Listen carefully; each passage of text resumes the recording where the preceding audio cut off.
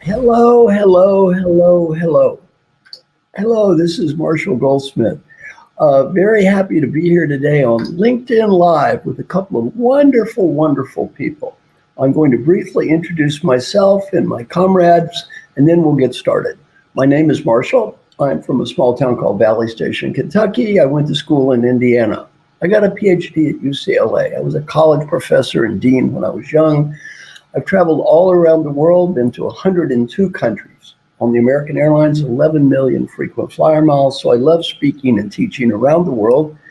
Then I coach executives. I've been the coach of the CEO of Ford and Pfizer and Glaxo and World Bank and Mayo Clinic. So many wonderful people. And what I love about coaching is I learn so much. Although I'm supposed to teach these people, I actually learn far more than I teach from these wonderful people. Then I write books and articles. So I've written or edited 41 books. I've done 6 bestsellers, and most of the others were purchased by my mother, my father, and associated relatives. So I've done 6 popular books, and then, let's see, I have a wonderful idea. I came up with a wonderful idea inspired by my friend Aisha Bursell. I decided to adopt people, teach them all I know for free, and the only price is when they get old, they do the same thing. I made a little video, put it out here on LinkedIn, and I thought maybe 100 people would apply, and I'd adopt 15. So far, over 18,000 people have applied, and I've adopted about 250. And they're not great people. These are amazing, amazing people. And 2 of my wonderful people in our wonderful community are with us today.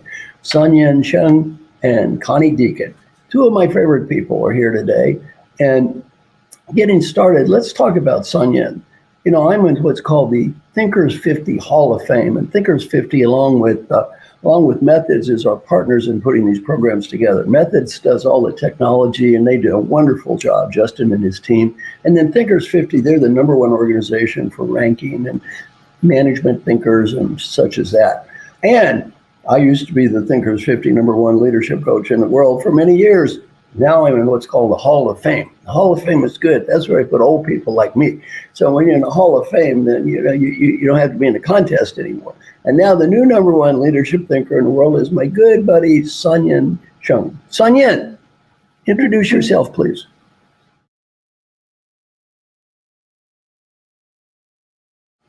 Sanyin, hit the mute button. Hi, everyone. I'm Siang. And I help leaders and organizations think through what are the new requirements of leadership for a new world. And I work with board directors, private equity firms, CEOs, military generals, and tech founders. I am also the executive director at the Coach K Center on Leadership and Ethics at the Fuqua School of Business at Duke University, where I'm also a faculty member. Back to you, Marshall, to introduce Connie.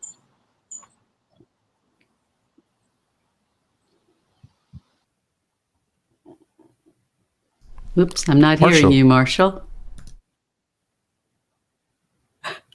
Thank you. Hello, not only Marshall. does Duke have a #1, can you hear me now? Good. Yes. Not only do they have the #1 basketball coach, they've got the #1 leadership coach. Yay! And my daughter graduated from that school. Okay, time for daughter plug. Daughter plug. My daughter is now professor at the Owen School at Graduate School of Management at Vanderbilt. And who was just won the award for the #1 faculty person in that Owen school? It would be Dr. Kelly Goldsmith, my daughter. So good day today for my daughter. Excellent. Proud daddy, proud daddy. Now, we have a wonderful guest, Connie Dieken. Connie is a wonderful person. She has been ranked #1 leadership influence advisor in the world. She is, she's only won 5 Emmy Awards, though, just 5. Connie, you have to get to work here. She's won 5 Emmy Awards. She is, and she's also in the Hall of Fame for both the broadcasting and speaking. And she's the author of some great books like Talk Less, Say More, and, Becoming the Real Deal. Connie is a wonderful person. So she's here with us today. We're going to talk about leadership and influence. We're going to listen to Connie and Sanyin. Sanyin, what's question #1 for our good friend Connie? And she's also a member of our lovely 100 coaches. Hey. So what's a question for our good friend Connie?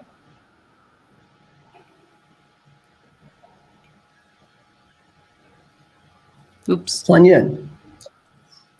Mute. We don't hear you. Here. Got it. Connie, every single leader that we know now.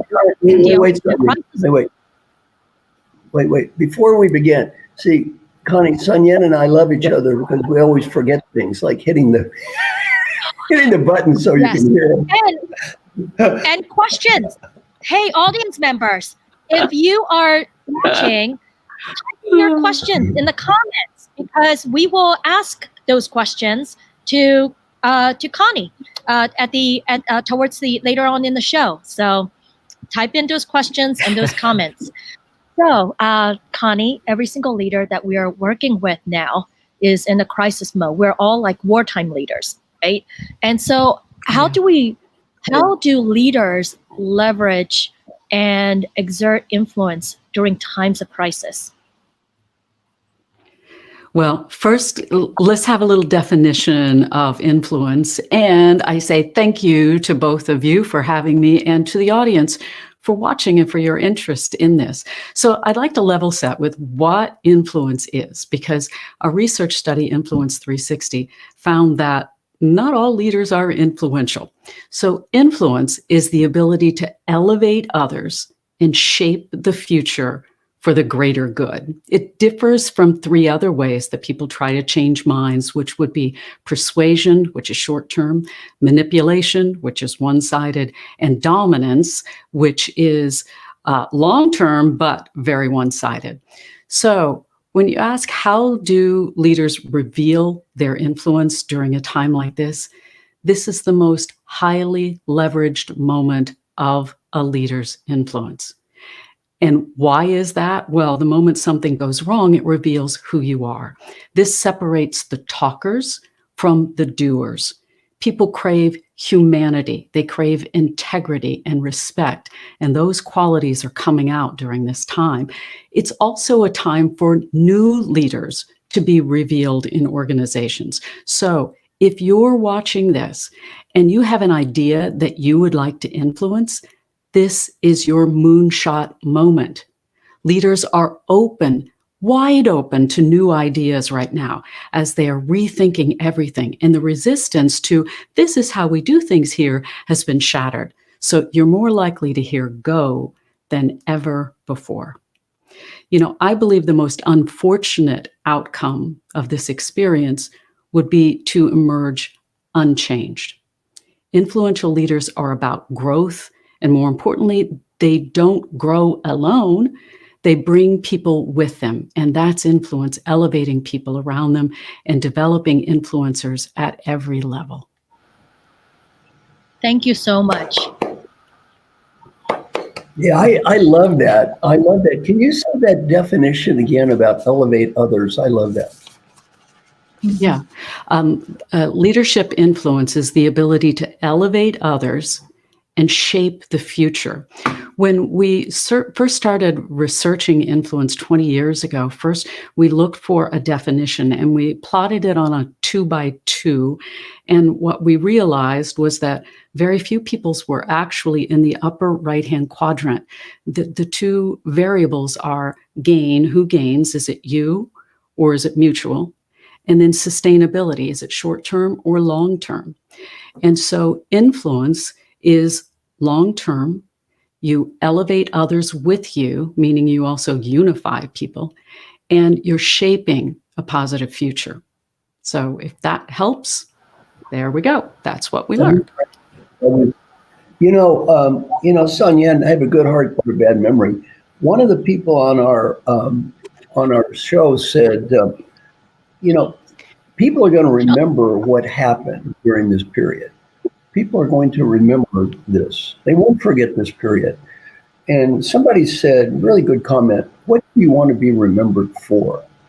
Because people will remember what you did during this period. What do you want to be remembered for? Connie, I forgot who said it, but it was, I thought it was very profound. And another thing, Connie, go ahead, Sonia. It was Eric Schoenberg. The story. Eric Schoenberg. What's your story going? Yeah. The CEO of Fast Company. And if I may add to that, your presence is what remains in your absence. And so these stories that people are deciding about you right now are the ones that will sustain and keep going with you. And so what leaders also have to do at a time like this is to manage the rumor mill, because the rumor mill at a time like this, the fire hose is at full blast. You cannot ignore it. It's a very powerful thing. So you have to pursue the concerns that are fueling this. You want people to turn to you. If you're influential, people trust your judgment, they respect your opinions, and they actually seek your input. Even if they don't agree with you, they give your opinion more weight. They'll give you the benefit of the doubt. And so it's at times like this that influence is truly revealed. And then comes the issue of sustaining that, because what comes next matters. Well, I'm glad you brought that up, because one of our 100 coaches comrades is Carol Kaufman. Carol is the head of the Harvard Institute of Coaching. She's a wonderful person. And Carol, she used to be, I didn't know this, she was a trauma counselor before being an executive coach. So she helped people during periods of trauma. I didn't know that. And one of the was very handy background for now. And one of the things she made is a comment she made recently, and might have been on our show, was we're now going through a transition from the acute phase of this crisis to the chronic phase of this crisis. Yes. And, one of my good friends is Jim Koussis. Jim is a great author. He did a book called The Leadership Challenge and sold 2 million copies. He's a wonderful friend. I've known him for 25 years. Yesterday, I was talking with Jim. And Jim, he had a good comment. It was very sobering. He said, I don't see this thing going away for probably 3 years. Maybe the virus will go away, but the economic impact is going to be lasting. And back to Carol's comment, acute to chronic, as we move into, Connie, a new phase of this crisis, we face the fact that this isn't going to go away in 2 weeks. We're not going to reopen the stores and everything's going to go back to normal next week.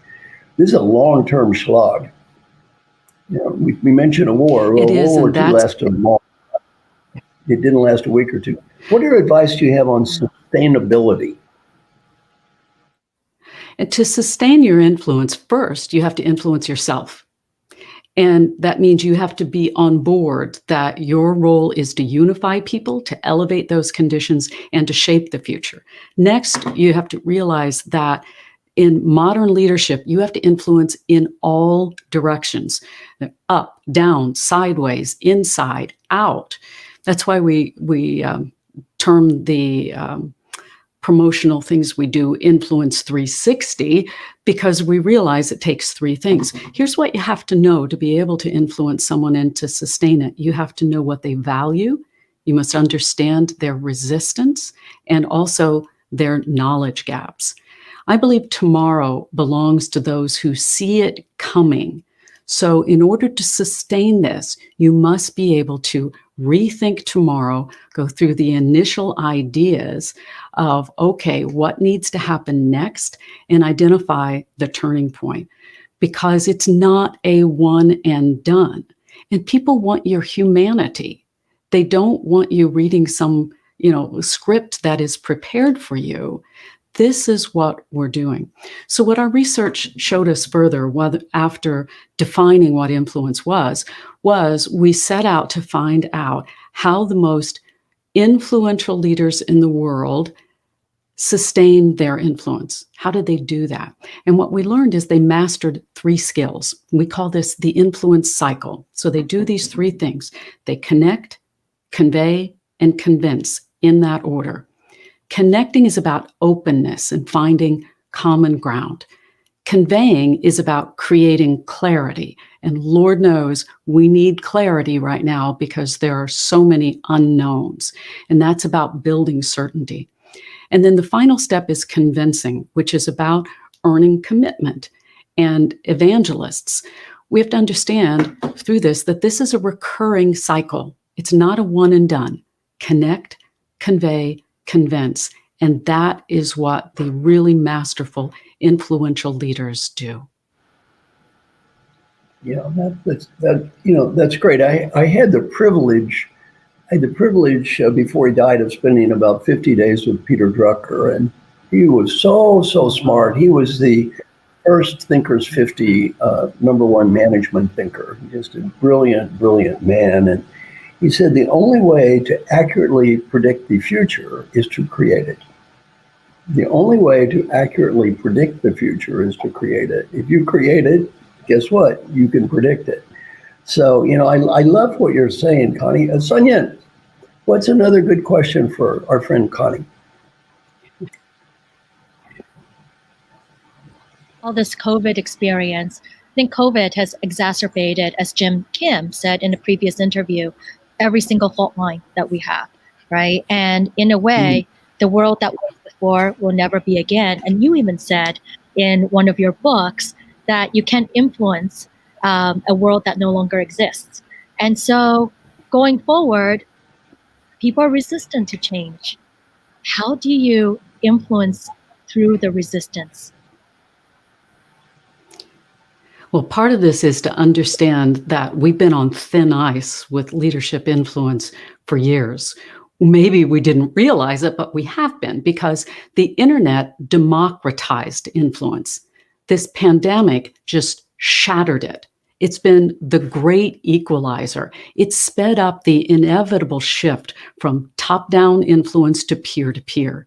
So we have to rethink the way that we do everything. Influence is a meritocracy, so we have to earn the right to influence people. The world didn't exist tomorrow. People are always talking about the new normal. Is it? Will there be a normal? I'm with you. I think we're going to be in this for a long time. We are part of a story to which there is no ending. As one of my CEOs told me yesterday, whom I coach, he says, Connie, there is no pace car for this. We are going round the clock working. We are exhausted. We're having to change everything everywhere. And every condition is different in every location.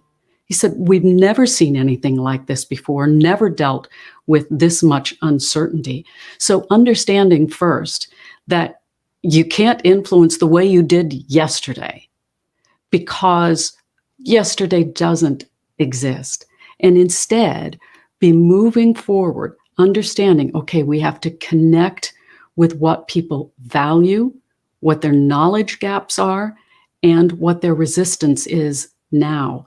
And then to be able to convey with clarity what you do know, what you don't know, and how and when you intend to get that information to them, that will be key. Connie, one thing you said is we've never been through a period, or your friend said we've never had this level of uncertainty. I want to reinforce that point. Sometimes I hear people say this, well, we've been through hard times before. Let me help you. No, we haven't. We haven't. Like this. I'm 71 years old. There has never been anything like this in my lifetime or even close to it. No, we haven't been through these, quote, hard times before. This is not 2008 and 2009. No, this is not the World Trade Tower. This is a whole different ball game. This is a global crisis. We haven't been through this since World War II. And since I was not alive during World War II, I missed that. Well, if you weren't in World War II, you haven't been through this before, or you weren't in the Great Depression. You haven't been through this before because there has been no this. I love that comment. There has been no this. This is new. This is different. Welcome to a different world. So Connie, I just love what you're saying. Justin, we've hopefully some people have had opportunity to make some good questions or so for Connie. Do we have any questions from the participants? Hello, Marshall. Yes, for sure. We do have a number of great questions coming in. The first one was actually directed at Connie, which I think, Connie, you answered really well. I just want to call out to Rajesh in Delhi, India. He had asked what makes an influential leader. And I really like the way you stated, Connie, connect, convey, and convince. And kind of as Marshall says, it's very simple, but not easy. Simple, but not easy. So I'm going to move on to one other question here that I think you didn't answer yet, which comes from Fazal Khan from Redmond, Washington.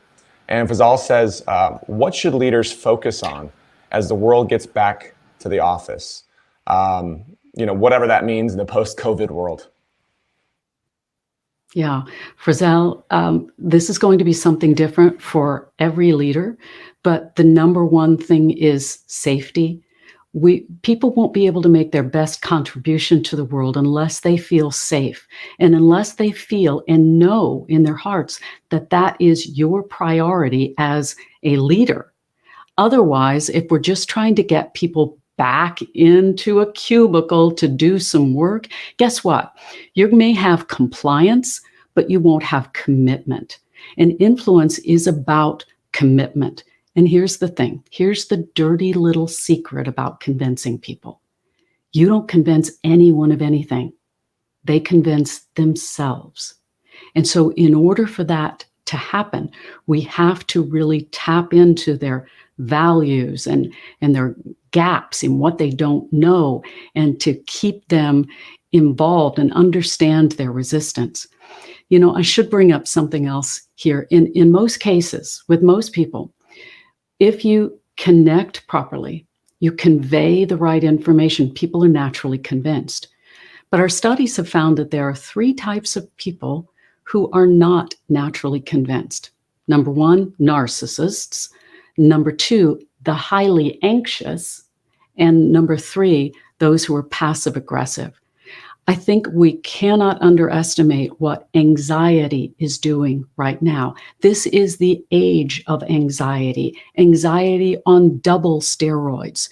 And so what we have to know when people are anxious, if we are trying to help them through this, we have to encourage excellence, not perfection. Another thing we should do for them is create very clear priorities on what needs to be done and when, because we all feel scattered, and then acknowledge milestones. This is a time for humanity in order to get past that anxiety that is going to be lingering for a long, long time. I just had a kind of little mental breakthrough based on what you've been saying. And Sanyin, I think I'd like to address this in one of our future sessions here. So you have to remind me of that. Here's my little mental breakthrough. We've spent a lot of time talking about leaders and how leaders can step up and motivate people. Yet we really haven't discussed this as a two-way street. Because, some leaders are going to be proven to be pretty unworthy. Guess what? Some people are too. And one thing I've learned about as a coach, Connie, I love what you said. I can't convince anyone to do anything. People ask me, how do I convince people to go through my coaching process? The answer is, I do not convince people. I don't convince anybody. If they don't want to do it, fine, don't do it. I'm way too old to waste time on convincing. Well, you know what? I think it's not only important for leaders, but leaders are going to have to make tough decisions. Leaders are going to have to make some very, very tough decisions. And the reality is, no matter how much positive thinking you have and how much good work you do and how much you, quote, pivot, hey, a lot of companies are going to get hammered. Neiman Marcus just announced they went bankrupt yesterday. J. Crew went bankrupt. One of our good friends is one of the world's top restaurant guys. Every one of his restaurants is going bankrupt. A lot of companies are going to go through serious cutbacks and all this crap about, well, we'll just pay people and they'll be loyal forever. Pay them with what? You can't pay people with money you don't have, right? You can't pay people with money you do not have. It's going to be tough out there. Yeah. Here's what the breakthrough I just got from you, which is a really good point. If you're going to have to reduce the number of people, don't sit there and do it on a, first in, last out basis. Do exactly what Connie, you just said. Who cares? Who are the people that really care? Yeah, and don't spend your time convincing the cynics, convincing the narcissists, convincing the people that don't care.